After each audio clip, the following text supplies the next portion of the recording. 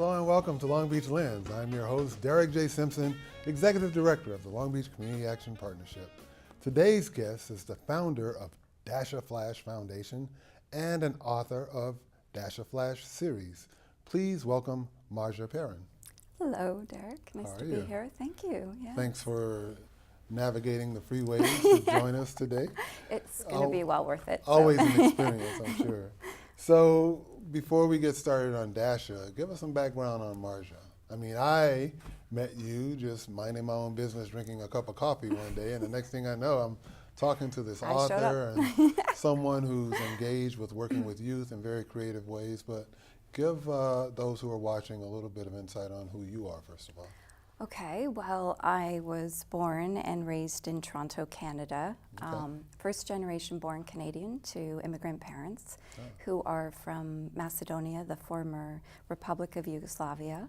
Okay. I have spent a lot of time, working on various different things creatively over time since I was a little child. So that's kind of scoping my direction today in life. Okay. And would you say, because you mentioned as a child, that collective experiences growing up were sort of what inspired you to move into the direction that you are today then?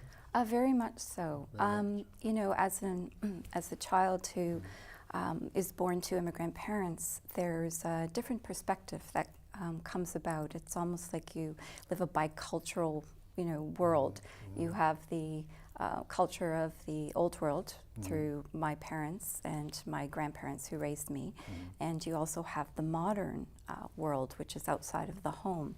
So I think that really shaped me in the direction of what I'm doing today. Now, I moved from Alabama, and though that's not another country, sometimes when I moved here at first, I felt like I was in a different world. But for you saying that, coming from a different country, and I know in Long Beach we have a very diverse community, give some insight as to what that really feels like. I mean, you talk about the old world versus the new, but from a child's perspective, as you were writing that book, what were some of the things that you thought about from your childhood that you felt like really needed to be brought out as you went about your craft? Well, growing up, there was a really strong emphasis on family and also a sense of community. So that basically really shaped who I am today, but also through the book, because the book itself and the series of the book concentrates on that whole element of community and a core value system that children can have. Okay. Now, I also read as I was talking, well, I talked to you about it, but then read about it, about your film production and performing arts experiences. So you have some of that you brought into this as well, right? That's right. Actually, that's kind of how things really started to unravel full force. Although I have a degree in marketing, I came down to Los Angeles to study writing and performing arts, and I had the opportunity to meet this wonderful woman who worked for Women in Film, and she was an executive primarily doing public service announcements, and she took me under her wing and exposed me as an associate producer, and exposed me to various different organizations which assist children for the greater good. So understanding that need, for example, I worked on a PSA for School on Wheels and Break the Cycle, and it's almost like the light bulb hit. It was just like, wow, there's really a need here to fulfill a sense of, support and encouragement for children at a younger age, so that they know that something is available to them, to instill in them a sense of self-esteem and the willingness to want to do something through acts of kindness and stuff of that sort. Okay. So that's what really got me started.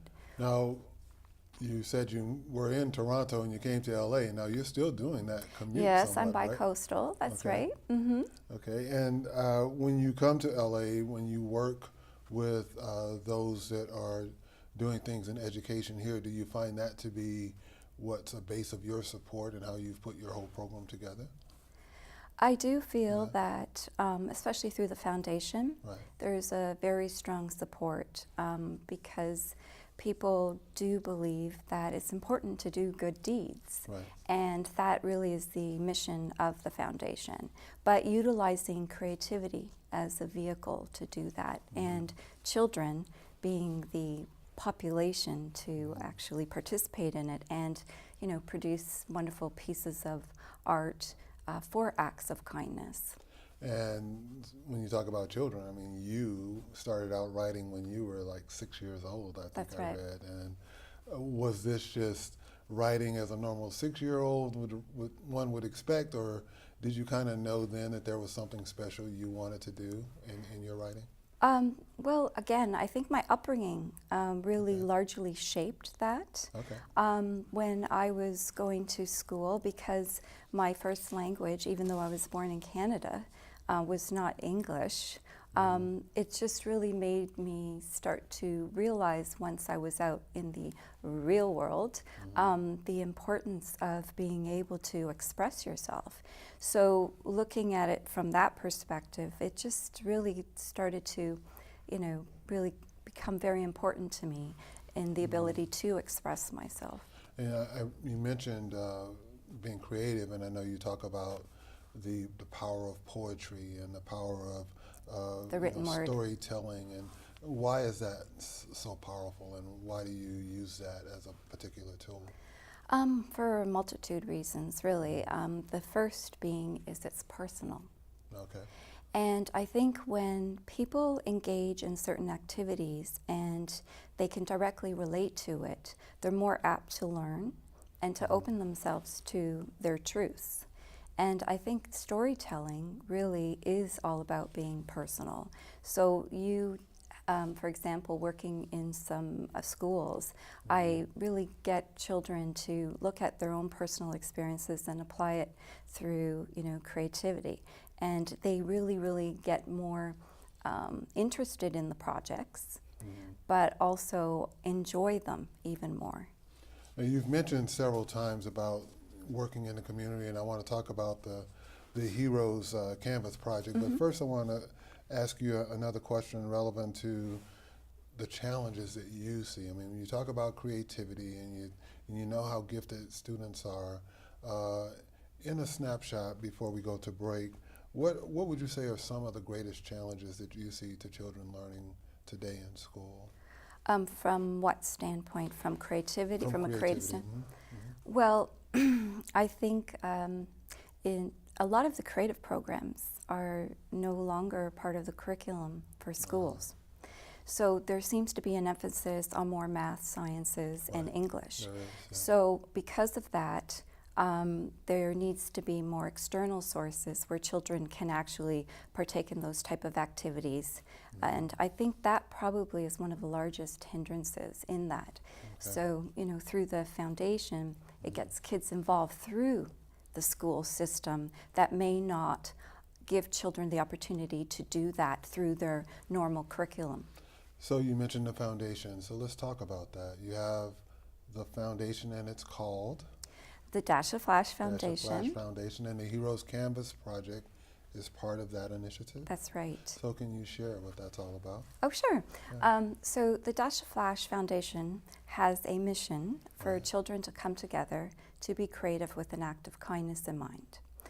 And I created this, the Hero Canvas project, as a community outreach because the foundation is largely based on that, where, you know, children can partake in that, particularly within their communities. So schools, I've performed this or initiated this project. I'm showing some of it now. Great. So this actually was an event that I held where it was, the work was actually exhibited at a prominent museum in Canada called the Royal Ontario Museum. So children were asked at various schools to participate in this project, and I basically presented them with a blank canvas, art canvas, and it was their opportunity to simply express what they perceived a hero to be. Oh, wow. Now, the children from the community had different perspectives, and but they were given a specific instruction and an understanding that there would be a recipient to that artwork. And in this case, it was actually the soldiers who were actually on tour in Kandahar, Afghanistan. Okay. So I arranged it with the Canadian Armed Forces for the artwork to go there as you know, a simple act of kindness from the kids, just to connect them to a sense of normalcy, because that's something that they really aren't exposed to over there. So when it was exhibited at the Royal Ontario Museum, it was like a double-sided humanitarian art piece. So it wasn't just the artwork from the children, but the community had the opportunity to come in and amaze themselves with the beautiful artwork, but also to participate in an act of kindness. So there was the blank side of the canvas that was exposed to it, and the community could come in and write messages to the soldiers. And it went off. We received over 1,000 messages on the blank side of the canvas, and it went off to the Canadian Armed Forces there in Kandahar at one of their bases. Wow, amazing. You're doing amazing, and you're basically showing youth at a very young age how they can be a part of a bigger world. We're going to take a short break, and when we return, we will continue our conversation with Marja Perren. Stay tuned for more of Long Beach Lens.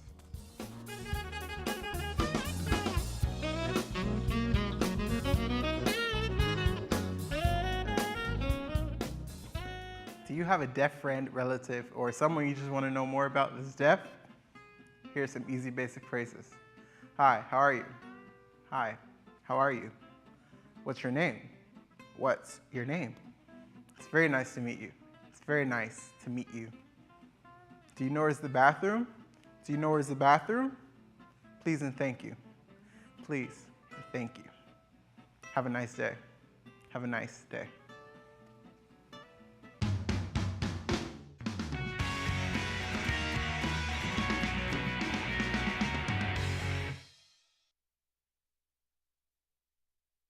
Hi, my name is C.T. Turney. I'm an attorney with the New Way of Life Reentry Project.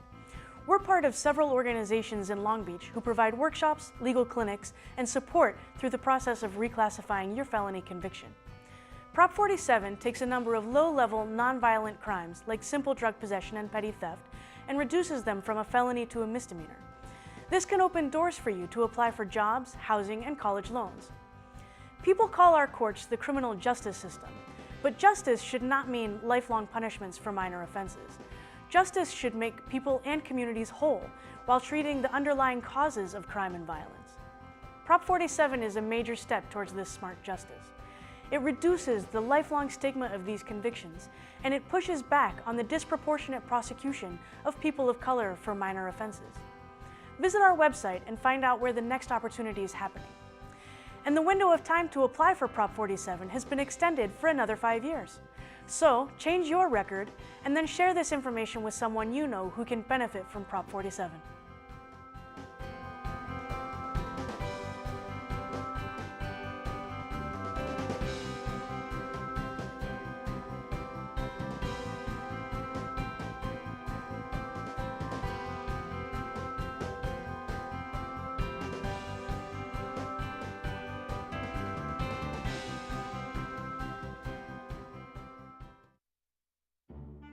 Are you tired of the run-of-the-mill duties at your internship? Getting coffee, making copies, getting prescriptions for people you don't even know? Well, not at PadNet. We're making things happen. We're getting footage. We're making PSAs. We're getting interviews with people you're gonna know. But I don't know how to do these things. No problem. We have workshops, equipment, hardware, software, underwear, all for you to learn and absorb. Check us out at padnet.tv for more information.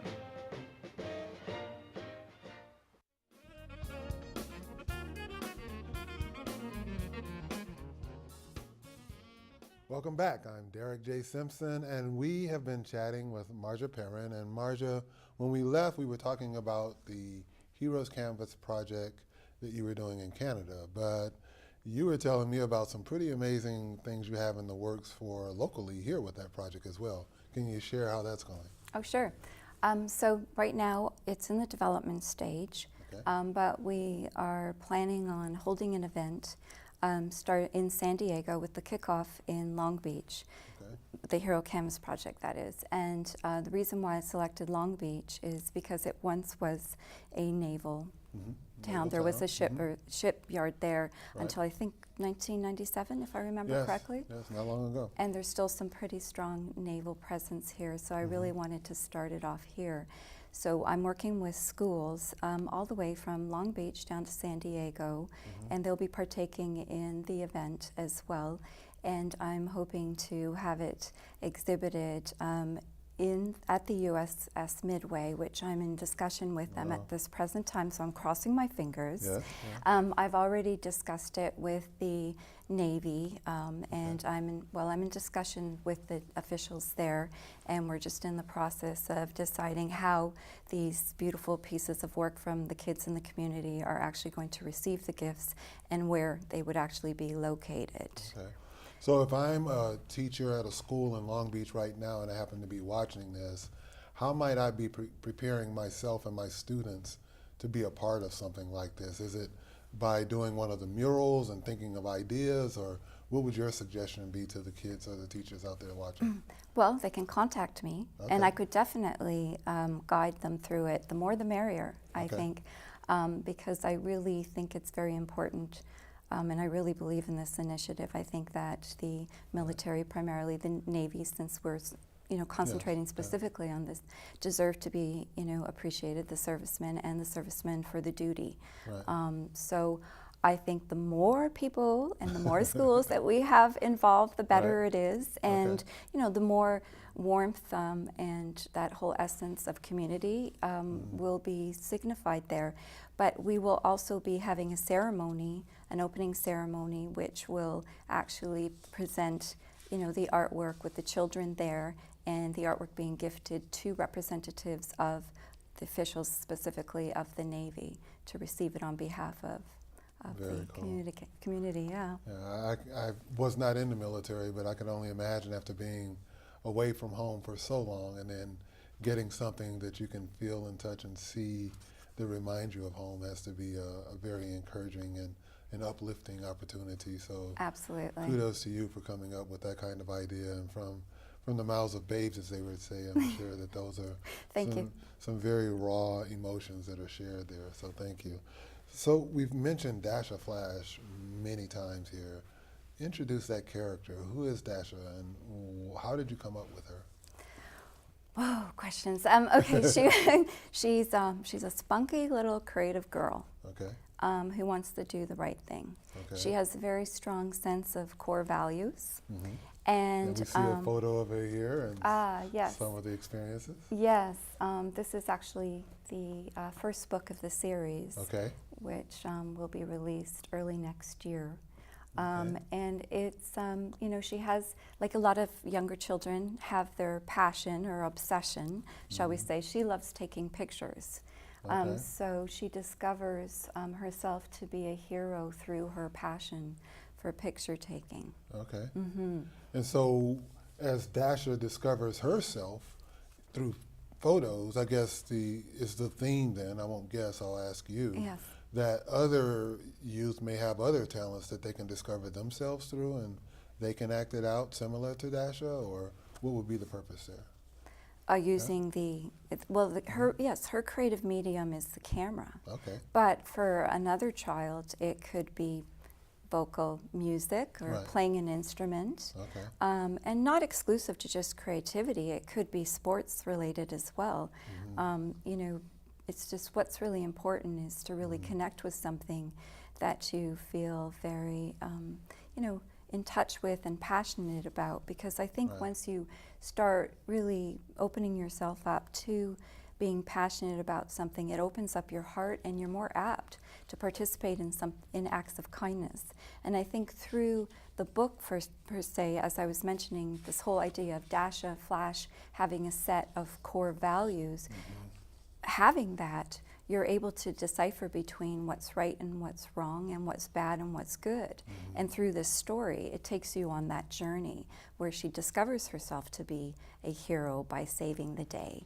And it just really opens up discussion for people to really discuss, well, what is a hero?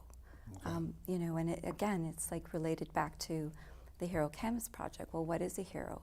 When the children did the project, they were the ones who decided that it would go to the soldiers. It wasn't me. I asked them questions. Who did they feel, you know, deserved to receive some artwork and be acknowledged? And they pretty well responded quite strongly that it was the military. So this is a similar situation, but on a smaller scale. I mean, there's always, everyone has this heroic element within themselves. We don't have to define it by these really magnificent actions of good deeds. It can happen on a community level. It can happen within your family, and it can happen amongst your friends and your relatives. It can happen within just your small little neighborhood. It's tremendous, like the opportunities that people just through their intrinsic way of doing something good can really make a positive impact on people. So what would be the age range that the book is targeted to, or the grade range? I've read this book, or shall I say the story, to kids all from grade 3 to, from 3 years old all the way to 9 years old. Okay. So everybody takes it or interprets it differently, because the book itself has a very interactive element to it.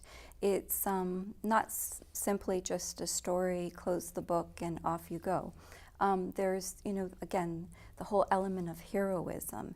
There's parts in the book where kids can actually partake. So Dasha loves to take pictures. Well, there's a part in the book where the kids can actually affix their own pictures of their family and friends. Cool. And at the end of the book, because the topic is heroism, it gives the opportunity, there's a page in the book that gives the opportunity to the reader and to the child to really talk about what is heroism, and they're allowed to, you know, be able to write and mark the book up with certain characteristics that they think a hero is to them.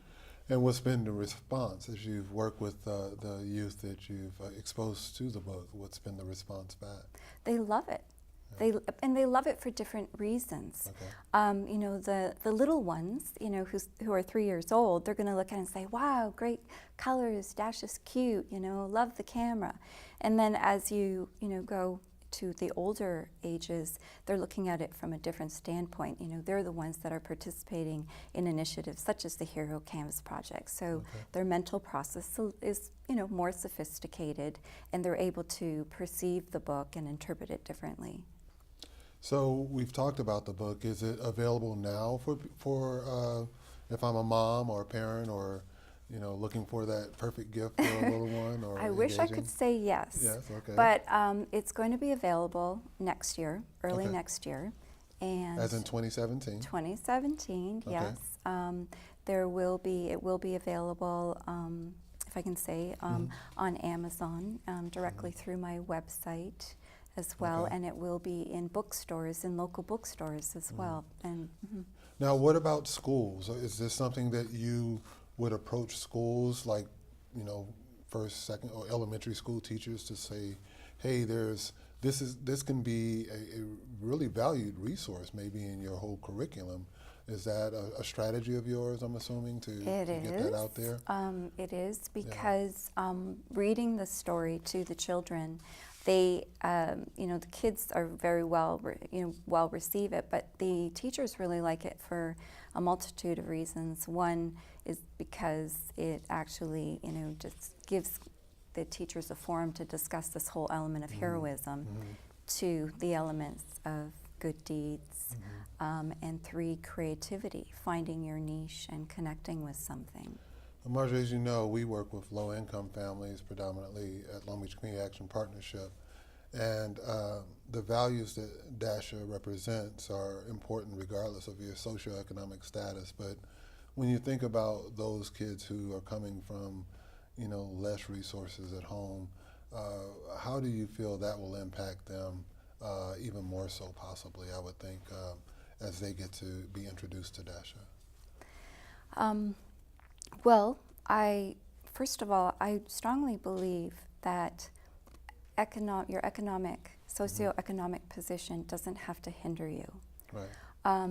You know, there's a lot of organizations such as yours and mine where kids can reach out and to partake in various activities of kindness and creativity without really having to spend anything.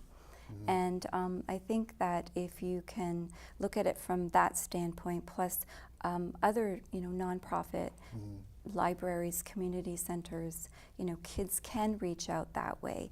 And I think that's, the message through Dasha Flash. You don't need to, have an abundance of financial resources to partake in acts of kindness, to get involved in your community. If you have, certain questions or you want to educate yourself on something, you have access to the internet, but you also have library resources. You have many different avenues that you can go to to, partake in, really good things. Right. Well, we're out of time, and I'm not out of questions. And I know that there's 30 different stories that Dasha will be found in once she gets out there to That's the right. universe. Thank you so much for joining us. Thank you for having me. Safe travels as you go back and forth to Canada. Thank you. I really appreciate it. That concludes our show. I'd like to thank Marja Perren for joining us today. Be sure to follow PadNet TV on Facebook, Twitter, and Instagram for the latest updates. We also welcome your comments and thoughts regarding this show as we strive to make Long Beach Lands a favorite source of local news, information, and entertainment. This show has been brought to you with support from the Long Beach Community Action Partnership. Thank you again for watching Long Beach Lens.